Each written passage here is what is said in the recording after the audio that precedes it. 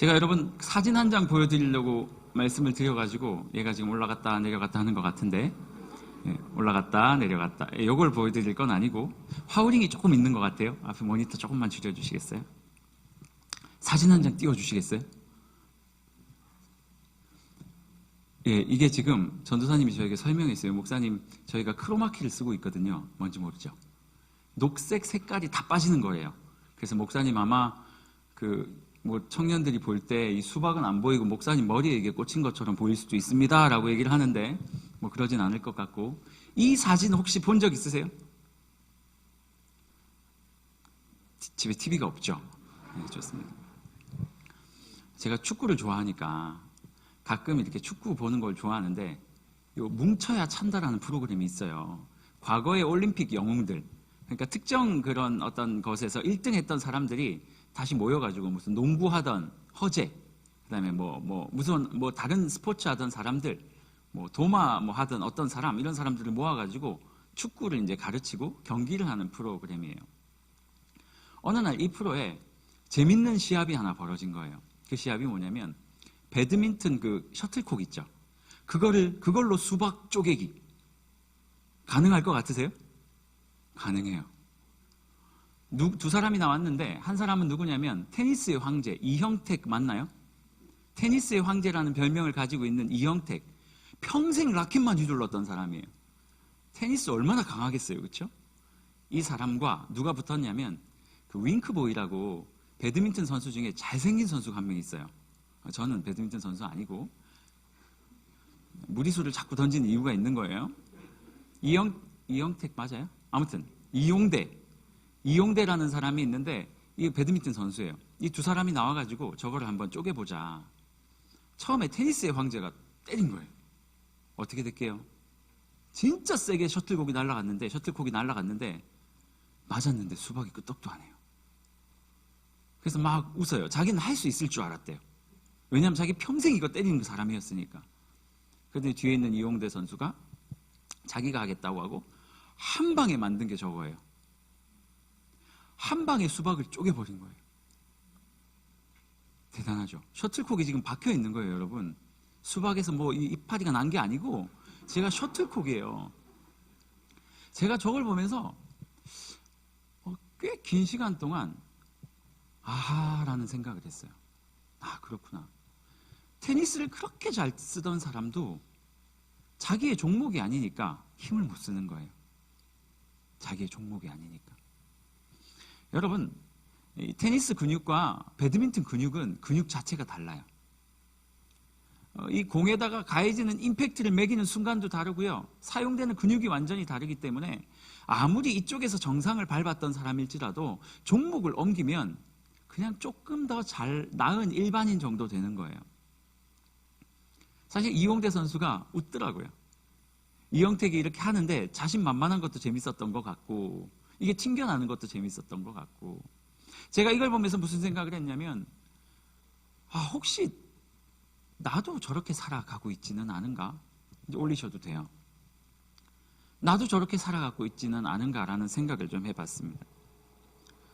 세상살이도 사역도 마찬가지인 것 같아요. 내가 잘하는 거, 내 방식대로 세상에서 말하고 있는 그 근육들을 아무리 열심히 살아도 그리스도인들이 살아가고 그리스도인들이 사용하는 근육은 좀 다른 것 같아요. 제가 어제 리더 모임을 하면서 리더들에게 부탁을 했어요. 가끔 이야기가 들리거든요. 리더들이 정말 열심히 하는 리더들은요, 정말 열심히 해요. 정말 열심히 안 하는 리더들은 없다고 생각해요. 리더들에게 애쓰는 모습들, 예전에 제가 이야기했죠. 올 여름에 한 리더가 무슨 선물을 배달하겠다고 드라이브 스루가 아니고 워킹 스루였나요? 지하철 타고 버스 타고 조원들 집을 다 찾아가서 선물을 배달한 리더도 봤어요. 엄청 열심히죠. 제가 리더들에게 뭐라고 말했냐면, 여러분, 리더 사역은 우리가 열심히 한다고 사실 되는 게 아니다. 열심히 하고 있는 사람들에게 너무 감사하지만 그 열심은요, 사실 어떤 의미에서는 이형택이 때리는 공과도 똑같은 거예요.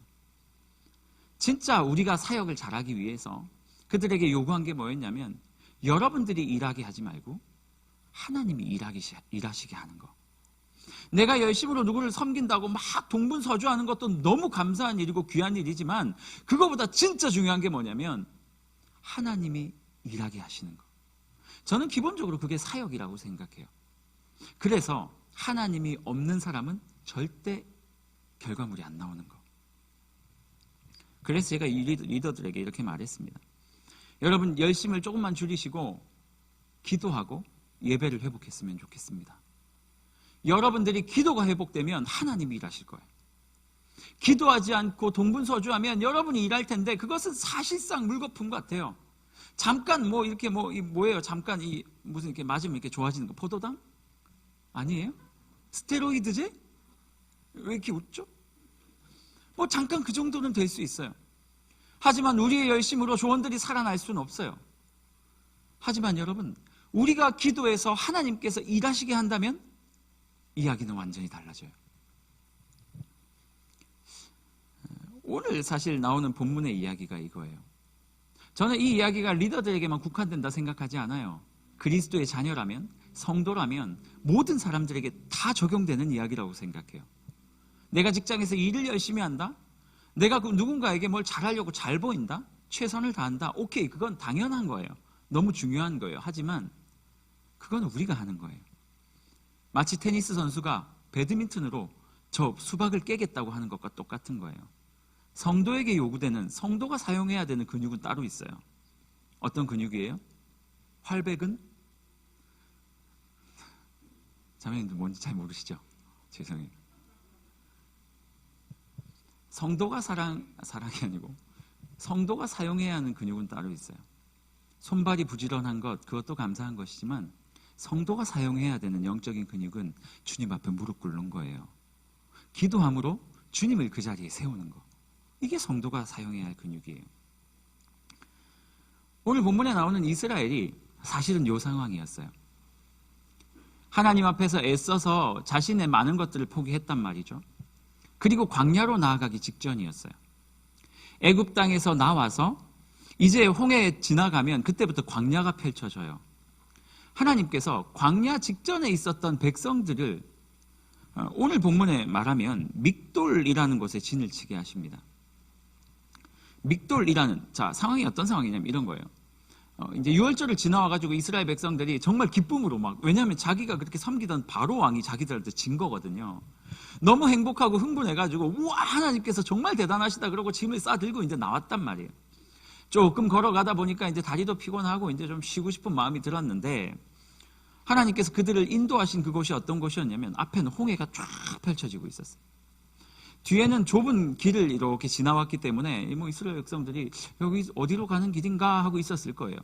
그런데 하나님께서 그 자리에 진을 펴라라고 말씀하세요.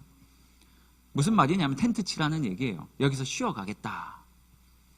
이스라엘 백성들이 거기에다 이제 탁 텐트를 쳤어요. 기가 막히겠죠? 여러분 홍해 가보셨어요? 그랬을 리가 있겠어요. 앞에는 홍해 바다가 쫙 펼쳐져 있어요. 상상을 해보세요. 눈을 감으셔도 좋아요. 잠 안 되고. 홍해 바다가 쫙 펼쳐져 있어요. 방금 전에 내가 바로를 누르고 왔어요. 세상 무서운 게 하나도 없어요. 그리고 텐트를 탁 쳐놓고 다리를 탁 꼬고 무슨 주스 같은 거 한 잔 탁 들고 홍해를 이렇게 바라보는 거예요. 그 기분이 어땠을까요? 끝내줬을 것 같아요. 끝내줬을 것 같아요. 제가 예전에 그 인도네시아로 선교를 갔다 온 적이 있는데 다른 교회에 있을 때 선교 마지막 날 선교사님이 여행을 좀 시켜주겠다 그래서 선교팀과 함께 여행을 좀 했어요. 하루 동안 인도네시아 섬들을 이렇게 좀 섬들을 돌아다닌 건 아니고 한 군데 갔어요. 발리였던 걸로 기억해요. 이야, 기가 막히더라고요. 발리 앞에 있는 바다가 무슨 바다죠? 인도양인가요? 태평양인가요? 이럴 것 같으면 하지 말고요. 진짜 바다가 너무 멋있더라고요. 지금 애굽 백성들, 그 이스라엘 백성들 그 상황이었을 거예요. 이 노곤한 육체를 정말 하나님께서 쉬라고 하신 공식적인 휴식 앞에서 그 너무나도 멋진 광경을 보면서 쭉 쉬고 있었어요. 믹돌이라는 곳은요, 망대라는 뜻을 가진 지역이에요. 그러니까 망대면 여러분 어떻겠어요? 망대는 높이서 어딘가를 쳐다보는 거잖아요. 얼마나 경치가 좋았으면. 높은 곳에서 바다를 보고 또 뭐 어디를 볼 수 있었겠죠. 얼마나 경치가 좋고 무언가를 관찰하기 좋았으면 망대라는 이름이 붙은 그 믹돌이라는 곳에서 이들은 너무나도 행복한 시간을 보내고 있었단 말이죠. 그런데 갑자기 이상한 소문이 들려오는 거예요. 저 끝에서 드그덕 드그덕 드그덕 많은 말과 마병 소리가 들리기 시작해요. 누가 짜장면 시켰니? 아니에요. 아무리 생각해도 짜장면 소리는 아니에요. 이게 무슨 소리지? 그러더니 저쪽 끝에 있는 한 병사겠어요. 이스라엘 한 사람이 바로가 군대를 이끌고 우리를 추격합니다. 애굽의 병거 600대. 당시 애굽의 병거는요, 세계 최강의 병거였어요. 우리로 말하자면 뭐 탱크, 전차 뭐 이런 개념이었거든요. 그게 600대가 다가온다는 소리가 들리는 거예요. 이스라엘 백성이 지금 다 멍해졌어요. 갑자기 지금 제가 이 설교를 준비하는데 옛날 개그 콘서트에 나왔던 그 유머가 생각이 나더라고요. 뭐 이런 거 있잖아요. 뭐 이렇게 집에서 갑자기 이렇게 뭐 돼지 뭐 이런 집에서 이렇게 고기를 굽다가 갑자기 어떤 자매가 우리 헤어져 뭐 이러면 옆에 있던 사람이 지금 넌 어떻게 이렇게 13년 뭐 전통을 자랑하는 순대곱창집에서 이별을 선포하니 뭐 이런 거 있잖아요. 재밌을 줄 알았어요. 뭐 이런 거 있잖아요. 분명히 할 수 있었다고 생각을 했는데 이런 분위기. 갑자기 하나님께서 주신 것 같았던 평안을 맛보고 있었는데 어느 순간 갑작스럽게 나에게 고난이 선포되는 거예요.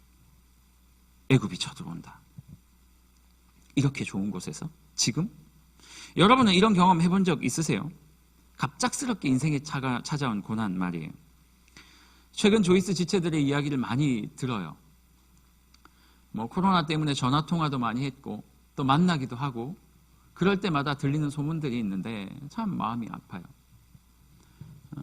아프기도 하고 관계에 단절이 있는 사람도 있고 직장에서 내쫓김을 당한 사람들도 있고 뭐 사랑하는 사람이 떠나는 사람들도 있고 막 이런 이야기들을 계속 듣다 보면 저도 그냥 먹먹해질 때가 있어요. 먹먹.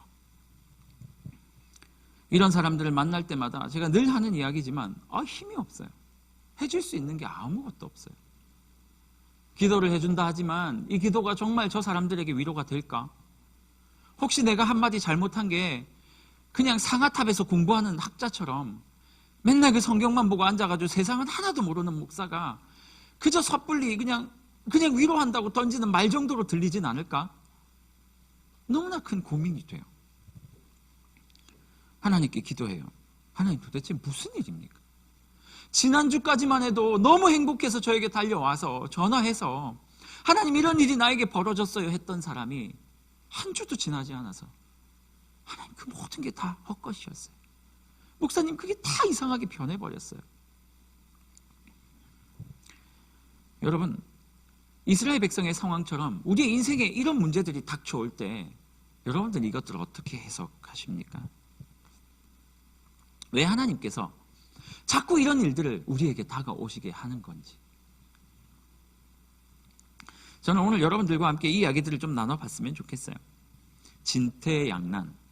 앞으로 갈 수도 없고 뒤로 돌아갈 수도 없는 상황. 앞으로 가면 바다에 빠져 죽고 뒤로 가면 바로의 병거에 찔려 죽고 너무 좋은 시기를 지나가고 있었는데 갑자기 찾아온 고난 때문에 죽을 것 같고 그래서 하나님 앞에 원망을 하고 싶고 하나님 앞에 막 떼를 쓰고 싶지만 그것도 여의치 않는 상황. 도대체 하나님 이 상황을 우리는 어떻게 해석해야 합니까? 오늘 이 본문을 제가 가만히 살펴보는데 참 기가 막힌 거예요. 여러분 하나님께서 왜 이스라엘 백성에게 이런 상황을 허락하셨을까요? 왜 그렇게 하나님께서 구출해놓고 갑자기 바로의 병거, 다 죽은 바로의 병거들이 다시 일어나서 그들을 추격하게 하셨을까요? 그런데 오늘 본문에 보면요, 이 본문 안에 기가 막힌 하나님의 뜻이 담겨 있는 걸 바라볼 수 있어요. 영지자매님, 왜 하나님께서 뜬금없이 바로가 추격하게 허락하셨을까요? 마스크의 힘이죠. 말하는데 아무것도 안 들리면 하나님께서 지금 이스라엘에게 진짜 필요한 두 가지를 선물해 주시는 거예요. 진짜 필요한, 야 이스라엘 백성아, 예 하나님, 너 내가 구출했는데 네가 앞으로 가야 될 곳이 어딘지 아니? 어딘데요? 알아요. 저기 광야 지나가면 되잖아요. 광야 가봤냐? 아니요. 그 광야를 지나가기 위해 이스라엘 백성이 반드시 가지고 있어야 할 하나님 앞에서의 태도가 있었어요.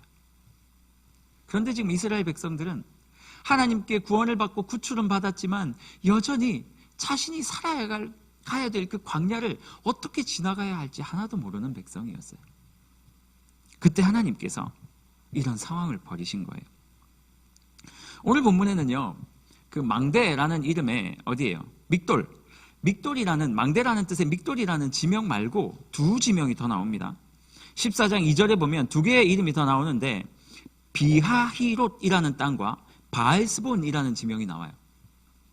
그러니까 지금 이스라엘 백성이 진쳤던 그 망대라는 뜻의 믹돌은요, 비하히롯 앞에 있었고 그 홍해를 건너서는 뭐가 있었냐면 바알스본이라는 땅이 있었어요. 비하히롯이라는 땅의 뜻은 뭐냐면 하르트의 집이라는 뜻인데 애굽의 신이었어요. 그러니 이스라엘 백성이 망대라는 곳에 앉아서 이렇게 쳐다보고 있는데 뒤에는 애굽의 신이 있고요. 그리고 어디예요? 바알스본, 바알 아시죠? 바알스본이라는 땅의 뜻은요, 북방의 바알, 무슨 뜻인지는 정확하게 몰라요. 하지만 앞에는 바알이 있고 뒤에는 애굽의 신 하르트가 있었어요. 애굽의 신과 그리고 가나안의 신 사이에 이스라엘이 지금 박혀 있는 거예요. 하나님께서 지금 애굽의 병거를 통해서 뭘 요구하실까요? 조금 이따 살펴볼게요. 애굽의 병거 소리가 막 타그닥 와요. 막. 똑같죠? 조금 더 할 수 있지만 이렇게 해야 돼서 안 할 거예요. 푸푸푸 이거 소리 잘 낼 수 있는데 정말 듣고 싶으신 분은 개인적으로 전화 주시면, 영상통화로는 안 할 거고요, 전화 주시면 제가 한번 들려드리죠. 막 말소리가 들려요. 이스라엘 백성들은 그 소리를 듣고 두려움에 떨기 시작하죠. 그리고 이스라엘 백성들이 뭘 하냐면 불평과 불만을, 원망을 하기 시작합니다. 출애굽기 14장 11절에서 12절 한번 띄워주시겠어요? 출애굽기 14장 11절 12절은요 같이 한번 읽을까요? 앞에 나와요? 네. 자, 우리 11절부터 언제까지 내려오죠? 11절부터 12절까지 같이 한번 시작. 그들이 또 모세에게 이르되,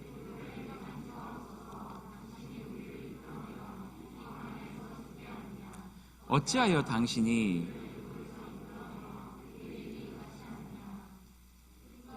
애굽에서 당신에게 이른 말이 이것이 아니냐?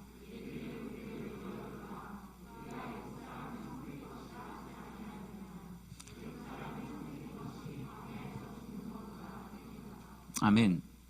여러분, 이스라엘 백성들은요 항상 원망과 불평을 장착하고 있는 사람들이었어요. 광야 내내 이게 문제였어요. 보세요. 뒤에서 애굽 병사가 뛰어오니까 그들이 했던 제일 먼저가 뭐예요? 원망과 불평이었어요. 왜 원망하고 불평했어요? 죽을 것 같아서. 애굽에 매장지가 없어서 지금 여기서 우리 매장하려고 끌어냈냐, 모세야? 하나님한테 하는 이야기죠. 우리가 애굽에서 당신에게 이런 말이 이거 아니냐? 우리를 내버려둬라. 난 나가기 싫다. 우리가 애굽 사람을 섬길 것이다. 차라리 그들을 섬기는 게 광야에서 죽는 것보다 훨씬 낫다. 우리가 이렇게 될 줄 알았다. 애굽에 있을 때가 얼마나 좋았는데 왜 우리를 끄집어내서.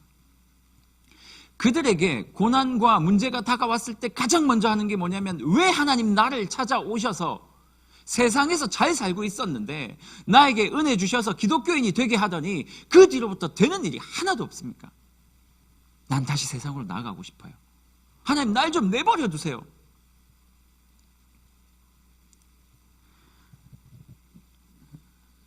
왜 이렇게 원망했을까요? 당연한 거죠. 이 모든 일이 하나님의 손안에 있다는 사실을 몰라서 그래요. 하나님이 사실은 이거 다 만지고 있었거든요. 하나님이 야, 애굽에서 이렇게 병사가 나오면 너희를 원망하겠지? 그때 내가 짠 나타나서 홍해를 갈라줄 거고, 사실 하나님의 계획 안에는 다 있었던 거예요. 그런데 이들이 이렇게 원망한 이유가 뭐예요? 하나님이 그 모든 것들을 통치하고 주관하고 다스리신다라는 이 큰 시각이 없는 거죠. 그러니 우리는 날마다 일희일비하는 거예요. 뭐 하나 이렇게 가지면 너무 좋아했다가 뭐 하나 뺏어가면 너무 싫어하는 어린 아이들처럼. 우리 예찬이가 어릴 때 그랬거든요. 참 신기하죠. 손에 있던 뭐 아무것도 아니에요. 뭐 돌멩이 하나 이렇게 야 그거 먹으면 안 돼 해서 뺏으면 막 죽겠다고 우는 거죠. 죽겠다고 우는 거예요. 돌멩이 주면 또 막 방긋방긋 웃어요. 그게 뭐라고 먹지도 못하고 뭐 어떻게 할 거예요. 그 돌멩이로. 그거 먹으면 안 되잖아요. 마치 그런 어린아이처럼 내 삶에 벌어지는 고난처럼 보이는 많은 것들에 일희일비하는 것이 우리의 삶이 되어버린 거예요. 하나님께서 지금 왜 이렇게 말씀하셨어요? 왜 이런 상황을 펼치셨어요? 죽을 것 같은 상황을? 여러분 안 죽으니까 걱정하지 마세요. 죽을 것 같은 상황을 왜 펼치셨어요? 애굽의 정냄이 떨어지게 하려고. 빨리 뛰쳐나오게 하려고. 이제 정서적으로든 육체적으로든 더 이상 애굽을 바라보는 모든 것들을 다 잘라내시려고 하나님께서 그렇게 상황을 벌어주신 거예요. 여러분 기억하십시오. 우리가 불평하고 원망하는 이유, 죽을 것 같이 생각하는 이유 다른 거 없어요. 하나님께서 이 모든 것들을 주관하신다는 사실을 몰라서예요. 우리 예찬이가 제가 아침에 출근할 때마다 이놈이 글쎄 저희 집 구조가 어떻게 되냐면 이 문이 있어요. 저희 집에도 도어락이라는 게 있어요. 띡띡띡띡띡 하면 찡 열리고 이렇게 문을 딱 열고 들어가면 신발장 옆에 바로 소파가 하나 있어요. 예찬이가 제가 나갈 때마다 저한테 안기거든요. 아빠 그러면서 저 소파 끝에서 소파가 뭐 얼마 되지도 않는데 저기서 빡 뛰어가지고 점프를 해가지고 물론 거리는 얼마 안 돼요. 한 30cm? 50cm? 근데 여러분 저 같으면 못할 것 같거든요. 왜냐하면 이 아이가 공중에 떠 있는 시간이 있어요. 분명히. 그리고 저는 신발을 신고 바닥에 서 있고 만약에 제가 안 잡아주고 씩 서 있으면 얘는 진짜 밑으로 바로 떨어져가지고 어디라도 다칠 거예요. 근데 매일 아침 이 아이가 진짜 점프를 해요. 그리고 아빠 뒤로 더 가래요.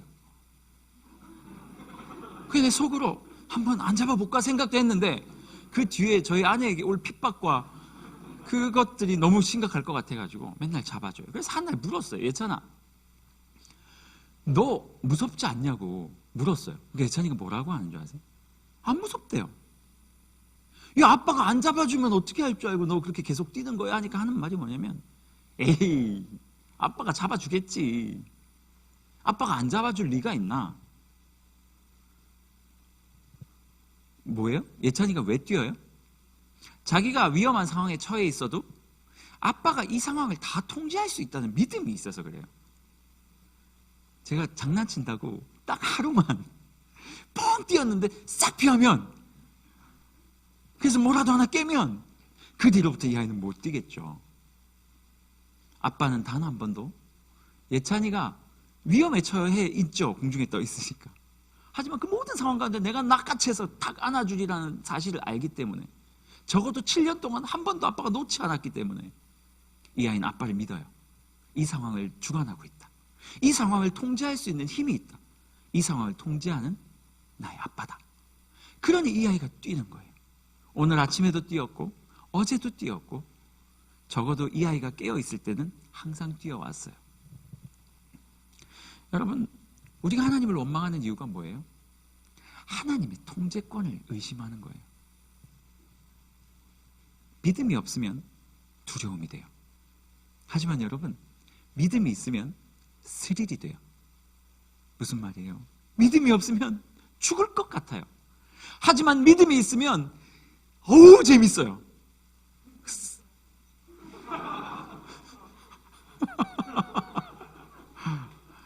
믿음이 있으면 스릴이 되는 거예요. 여러분 어떻게 살고 계세요? 맨날 두렵고 죽을 것 같고 하나님 원망하며 살고 있습니까? 아니면 배째나로 그냥 살고 있습니까? 여러분 오늘 본문에 보면요. 출애굽기 14장 4절, 8절, 17절 여기에 보면 제가 그냥 읽어드릴게요. 한번 띄울 수 있으면 띄워주시고 4절, 8절, 17절은요. 우리에게 이렇게 말하고 있어요. 4절 내가 바로의 마음을 완악하게 한즉 무슨 말이에요? 바로가 병거를 타고 이스라엘 백성들을 찾아왔던 게 어디서 시작된 문제예요? 내가예요. 내가 하나님이 바로의 마음을 완악하게 만들어버렸어요. 8절 여호와께서 애굽 왕 바로의 마음을 완악하게 하셨으므로 누가 한 거예요? 하나님. 17절, 내가 애굽 사람들의 마음을 완악하게 할 것인즉. 처음부터 끝까지 누가 한 거예요? 하나님이에요. 요 본문을 읽고 여러분들이 와, 하나님 이럴 줄 알았다, 와, 지금까지 왔던 모든 고난 하나님이 시켜서 그런 거구나, 14년 전에 그놈 하나님이 시켰구나, 17년 전에 그 내 돈 떼먹고 도망간 그거 하나님이 시켰구나, 이렇게 생각하시면 안 돼요. 실제로 출애굽기를 쭉 읽다 보면요, 한 반 정도는 바로가 스스로 마음이 완악하게 된 즉이라고 말하고 있어요. 그리고 반 정도는 이렇게 표현해요. 딱 50%씩 딱 얘기를 하고 있어요. 무슨 말이에요? 바로 스스로 악한 마음으로 우리에게 고난을 줄 수도 있고, 때때로는 하나님께서 그 고난을 우리에게 뭔가를 주기 위해서 허락하실 때도 있다는 거죠. 어쨌든 오늘 본문은요, 하나님께서 바로의 마음을 완악하게 하셔서 이스라엘 백성들에게 달려가게 하셨다라고 말하고 있어요. 이 말은 뭐예요? 하나님께서 바로의 마음을 지금 움직이고 있다는 거예요. 이 모든 상황의 통제권은 누구에게 있다고요? 하나님께 있다는 거예요. 이거를 못 믿으면 우리는 늘 원망하고 하나님 앞에 불평하게 되어 있고, 이 사실을 믿으면 인생이 흥미진진해지는 거예요. 흥미진진. 저는 목회를 하고 저는 이스라엘 백성처럼 원망 진짜 많이 했어요. 왜냐하면 저 딴에는 내 인생을 하나님께 드렸다라고 생각을 했었어요. 그때까지만 해도. 지금은 그렇게 생각 안 해요. 지금은 뭐 그렇게 생각 안 해요. 하나님이 굳이 저를 부르셨다라기보다도 네가 와가지고 하나님이 좀 힘드신가? 뭐 이런 생각을 가끔 해요. 왜 굳이 네가 와가지고 내가 네 마음을 완악하게 할 걸 그랬다. 그런데 그때까지만 해도 제가 뭔가 대단한 걸 하나님께 드렸다고 생각을 했어요. 그래서 제가 걷는 길이 길이 될 줄 알았어요. 제가 걷는 길이 길이 되고 눕는 곳이 베드가 되고 뭐 이곳에서 마음대로 뭐 이럴 줄 알았는데, 뭐 안 될 때마다 하나님께 원망도 했어요. 하나님 왜 불러놓고 사역질 안 줘요? 하나님 나 진짜 열심히 했는데 왜 1년 만에 나 쫓아내요? 하나님 내 나름대로 이렇게 했는데 왜 없어요? 아니 한 전도사님이 찾아와가지고 괜히 얘기했다. 그분 지금 사역 안 해요. 결과적으로는 사기꾼이었는데, 이게 살에 60만 원인가 70만 원 받을 때 뭐 찾아와가지고 우리 애가 아파서 그래서 10만 원만 빌려달라 그래서, 애가 아픈데 10만 원 가지고 되겠냐고 제가 60만 원인가 70만 원 받았는데 30만 원을 줬죠. 가셨어요. 님은 갔습니다. 그리고 지금까지 연락이 안 돼요. 그리고 풍문으로 들었는데 엄청 부잣집 아들이라는 얘기를 들었어요. 그냥 하는, 아무튼 그 당한 일이긴 하지만, 하는 일마다 막 꼬이기 시작할 때마다 하나님께 원망을 막 했었어요. 그런데 다 이야기는 못 하겠지만, 어느 순간 하나님께서 이 모든 상황을 통제하신다는 믿음이 저한테 들어왔어요. 그 믿음이 한번 딱 들어오는 계기가 있었는데, 그 계기를 딱 통과하고 나니까 이제부터 제 앞에 펼쳐지는 일들은 다 스릴 넘치는 일이 되는 거예요. 그래서 누가 목사님 지금 이런 상황이 벌어졌는데요, 그러면 그렇습니까 하면서 제 마음에 무슨 생각 드는 줄 아세요? 망했다. 아니요, 그렇게 생각 안 해요. 가끔은 마음 아플 때도 있고 가끔은 그럴 때도 있지만, 하나님께서 이거 어떻게 해결하실지 궁금해져요. 지금까지 다 그렇게 해왔거든요. 한 청년이 저에게 찾아와서 목사님이 싫어요 그래서 왜 그랬더니 못생겼어요 진지하게, 네 생긴 게 싫어서 당신이 싫다고. 그래서 제가 왜 그러냐 그러니까 중학교 때 나를 괴롭힌 사람과 닮았대요. 나 아니야. 어떻게 성형수술을 할까 아니래요. 그 친구랑 관계가 완전히 깨질 뻔했었어요. 저도 화를 낼 뻔했어요. 나 생긴 것 때문에 왜 그러냐고 어떻게, 이거 부모님께서 주신 건데. 화를 꾹 참고 여러 가지 이야기가 있었는데, 시간이 지나고 나니까 그 친구와의 관계가 또 완전히 회복되고, 그런 일들이 되게 많았어요. 사역적으로 몇 번의 일들을 겪고 나니까 하나님을 향한 믿음이 생기고, 하나님을 향한 믿음이 생기고 나니까 그 다음부터 일어나는 모든 고난이라는 이름의 모든 것들이 이제 하나님과 나와 이제 퀴즈가 되는 거예요. 야, 너 어떻게 풀어볼래? 오케이, 하나님 내가 한번 풀어볼게요. 딱딱딱. 하나님 요렇게 하실 거 아니에요? 아닌데. 그러면 다시요. 그러면 요렇게요. 그것도 아닌데. 다시요. 요렇게요. 딩동댕 하고 넘어가는 거예요. 재밌지 않아요? 그냥 뭔가 일이 터지면 이제는 저는 괜찮아요. 그냥 고난이 터지고 바로의 군대가 600승이 다가오면 저 600명 앞에서부터 때릴까 뒤에서부터 때릴까? 오다가 내가 어떻게 될까? 하나님 나를 어떻게 구원하실까? 바다가 갈라지게 할까? 나를 들어서 엘리야처럼 하늘로 올라가게 하실까? 아니면 저 산이 무너질까? 아니면 바로가 막 달려와서 하는 말이 너희들 가는데 여비를 못 챙겨준 것 같아가지고 여비를 좀 가지고 왔다고. 이렇게 나올까? 혼자서 막 상상의 나래를 펴는 거예요. 무섭긴 하지만. 그러면 여지없이 하나님께서는 그 사건을 그렇게 바꾸시더라고요. 목사님 죽을 것 같으세요? 죽을 것 같아요 해놓고 죽은 사람 본 적이 없어요. 여러분 무슨 이야기를 하고 있어요? 하나님께서 우리의 인생을 통제하고 계세요.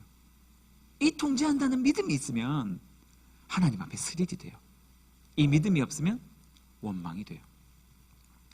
이 일의 결과가 어떻게 됐는지 아세요, 여러분? 31절이에요. 31절 같이 한번 읽어볼까요? 시작. 이스라엘이 여호와께서 애굽 사람들에게 행하신 그 큰 능력을 보았으므로 백성이 여호와를 경외하며 여호와와 그의 종 모세를 믿었더라. 뭐라고 말하고 있어요? 결과가 뭐라고요? 그 큰 일을 보고 이스라엘 백성이 첫 번째 여호와를 경외하게 되었고 두 번째 그의 종 모세를 믿게 되었더라.